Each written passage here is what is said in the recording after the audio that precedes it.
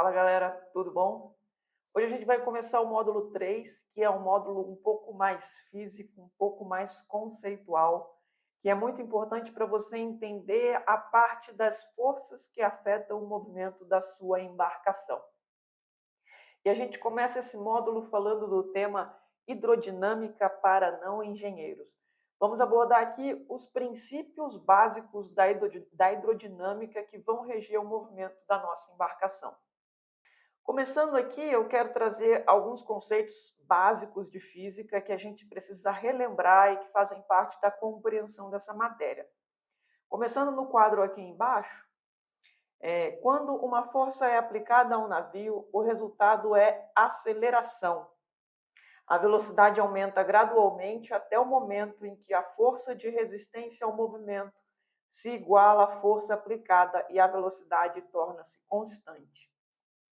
Para entender esse parágrafo, que está ali logo no comecinho do Naval Ship Handling, do capítulo 2, você precisa ter em mente a segunda lei de Newton, que é essa que eu ilustrei aqui. Né? Segunda lei de Newton, a força resultante é igual a massa vezes a aceleração. Ou seja, se eu considerar a massa do navio aqui, quanto maior a força resultante sobre o meu navio, maior vai ser a aceleração desse meu navio, de qualquer objeto, no caso. E é isso que o livro nos fala de forma um pouco indireta. Porque o que acontece quando o propulsor entra em movimento? Quando o propulsor entra em movimento, ele empurra para trás a massa de água. E por ação e reação é a terceira lei de Newton. Quando eu empurro alguma coisa com uma força, essa coisa me empurra de volta com a mesma força, com uma força de mesma intensidade e na direção contrária. É assim que o navio se move, por ação e reação. O propulsor do navio gira, impulsiona para trás a massa de água. Essa massa de água, ao ser empurrada pelo propulsor, empurra o navio para frente, de volta, ação e reação. Entendido isso, a gente tem aqui uma ilustração que eu fiz, eu coloquei um barquinho aqui, um navio, uma embarcação, aciono o propulsor dessa embarcação, supondo que a embarcação está em repouso, que não tem outras forças agindo ali para simplificar o nosso exemplo. Eu vou ignorar nessa embarcação corrente, vou ignorar vento, ignoro a força de âncoras, amarras, etc. E essa minha embarcação está solta, está livre, parada, em repouso. Como ela está em repouso, eu não tenho uma força de resistência ao movimento avante dessa embarcação, porque essa embarcação está exatamente em repouso. Eu aciono o propulsor e esse propulsor empurra a água me empurra de volta com uma força avante. E é isso que ele fala aqui, a velocidade aumenta gradualmente como resultado dessa aceleração, dessa força, a velocidade aumenta gradualmente até o momento em que a força de resistência ao movimento se iguala à força aplicada e a velocidade torna-se constante. Levando isso aqui para o meu gráfico, para cá. A força que está representada por essa seta maior, que eu ilustrei aqui, força, e a força de resistência a esse movimento está representada aqui por essa seta mais magra, onde eu escrevi resistência. E essa força de resistência, ela não é única, ela não é constante, ela é proporcional à velocidade elevada a uma potência n, que no momento você não precisa saber qual é. Mas ela, como ela é elevada à velocidade, como ela é proporcional à velocidade do navio, da minha embarcação, elevada a uma potência n, quanto maior a minha velocidade, maior a resistência ao meu movimento que a água me oferece. Então, no começo que eu estou parada e gero uma força através do meu propulsor, que vai acelerar o meu navio, a minha resistência é nula, porque eu não tenho velocidade, e a minha resistência aqui é proporcional à velocidade. A partir do momento que essa força começa a gerar uma aceleração sobre a minha embarcação, a força permanece constante, porque a força é resultado do efeito do propulsor. Nesse exemplo, eu estou deixando o propulsor numa posição fixa para simplificar o exemplo. Então, a força que o propulsor exerce, ali naquele momento, com minha máquina numa posição determinada, é uma força fixa. mas a resistência vai aumentando. À medida que essa força produz aceleração sobre a minha embarcação adquire velocidade e isso faz com que a resistência ao movimento da minha embarcação aumente. E até que ponto ela aumenta? A resistência ao movimento da minha embarcação vai aumentar até o ponto que essa resistência vai se tornar igual à intensidade dessa força gerada pelo propulsor. Nesse momento, a força resultante torna-se zero, quando a resistência é igual à força gerada pelo propulsor, e um estado de equilíbrio é atingido. A partir desse momento, a minha velocidade não aumenta mais. A minha força resultante é zero, portanto, eu não tenho mais aceleração. E a partir daquele momento, eu vou executar um movimento em velocidade constante. Basicamente, é isso que o Naval Ship Handling nos disse através desse trecho. Eu queria deixar um pouco mais claro com essas figuras. E além da força do propulsor aqui, que é a primeira força que afeta o movimento do meu navio, de acordo com o Naval Ship Handling, o autor ele também lista outras forças que afetam o movimento do meu navio. E vamos aqui observar, ele separa essas duas forças em duas categorias, as forças controláveis e as forças não controláveis. E as forças controláveis aqui que são listadas pelo autor são propulsores, em inglês propellers, os lemes, em inglês rudders, os cabos de amarração, né, que são os cabos que a gente usa para posicionar os navios ao longo do cais, dos berços. Em inglês a gente chama de mooring lines. E os equipamentos de fundear, que são as amarras, as âncoras que a gente usa para fixar os navios no mar, para ancorar. Em inglês a gente chama de ground tackle. E o autor lista aqui duas não controláveis, né? Duas forças que a gente não consegue controlar, que são o vento, wind, e corrente, current. O autor ele comenta que a gente não controla essas duas grandezas, né? Essas duas forças externas, mas a gente pode aprender a prever o efeito que essas forças vão ter sobre o nosso navio e efetivamente usar essas forças a favor da nossa manobra, se a gente conseguir antecipar esse efeito e já agir de acordo. Aqui eu tenho uma ilustração do livro do Naval Ship Handling, que ele mostra que um navio que ele está sujeito a todas essas forças ao mesmo tempo, né? Aqui ele tem o efeito de corrente vindo aqui por boreste, ele tem o efeito do vento entrando por bombordo, e aí eu uso aqui mooring lines e ground tackles, né, que são os cabos de amarração, que são aqui, o ground tackle é o equipamento de fundeio, amarra, âncora, etc. Também tem o efeito do propulsor aqui na direção do movimento e o efeito do leme atuando com uma força lateral.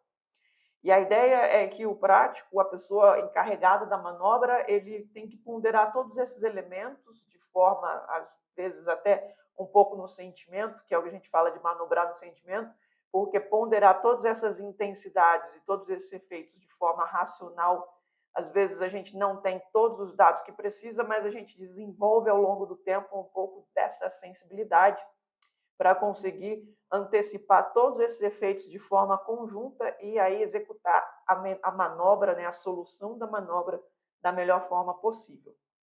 Dando continuidade, a gente vai conversar agora sobre empuxo e princípio de Arquimedes. Esses dois elementos, provavelmente você já conhece, eles são matérias do nível médio da parte de física. E para quem não lembra direito desses conceitos, eu vou entrar um pouquinho aqui nesses detalhes, porque são conceitos muito importantes para a gente entender por que um navio flutua e fica parado na água.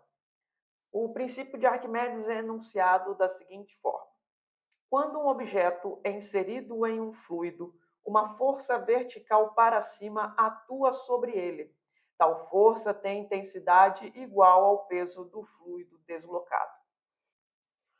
E para ilustrar esse conceito, o princípio de Arquimedes, eu trouxe essa ilustração aqui, em que eu tenho três bolinhas, três objetos que são confeccionados de materiais diferentes, de materiais que têm diferentes densidades. O que significa que com o mesmo volume, né, essas três bolinhas têm o mesmo volume, ocupam o mesmo volume, mas por causa da densidade diferente dos materiais, elas têm diferentes pesos. Aqui, por exemplo, eu tenho uma bolinha que pode ser de madeira, né, alguma coisa que parece uma madeira, e eu ilustrei aqui o peso da própria bolinha, do objeto, e o empuxo que é gerado sobre a água, que é pelo volume de água que ela deslocou. Nesse momento em que o empuxo que é gerado por esse líquido deslocado se iguala ao peso desse material, desse objeto, ela entra em equilíbrio e para. Quando o peso do meu material é muito pequeno, supostamente aqui essa bolinha pode ser um isopor, por exemplo, que é um material muito leve, tem a densidade muito baixa. Então, esse pequeno volume de líquido deslocado já é igual, o peso desse volume de líquido já é igual ao peso do meu objeto. Por isso, eu desloco uma quantidade menor de água e já consigo entrar numa situação de equilíbrio, onde a minha força empuxo já igualou a minha força peso. Nessa situação aqui, supondo que essa bolinha está numa situação de equilíbrio nessa posição, significa que o material que eu usei para confeccionar esse objeto tem a densidade igual à densidade da água. E por esse motivo, o peso do meu objeto é exatamente igual ao peso do volume deslocado. E nessa situação aqui, que ela está numa posição intermediária, ela está em equilíbrio e o peso é igual ao empuxo. Por isso ela fica parada nessa posição. Se ela for colocada um pouco mais embaixo, também ela permanece numa situação de equilíbrio em que o peso é igual ao empuxo.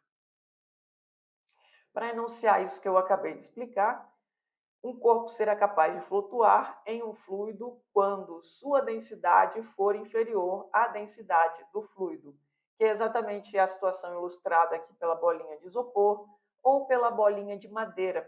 São materiais de pouca densidade e, por esse motivo, eles flutuam na água.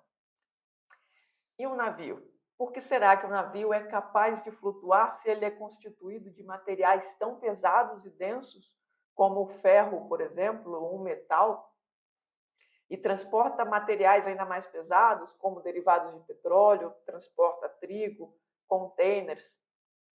Um navio é capaz de flutuar porque a densidade do navio como um todo é inferior à densidade da água.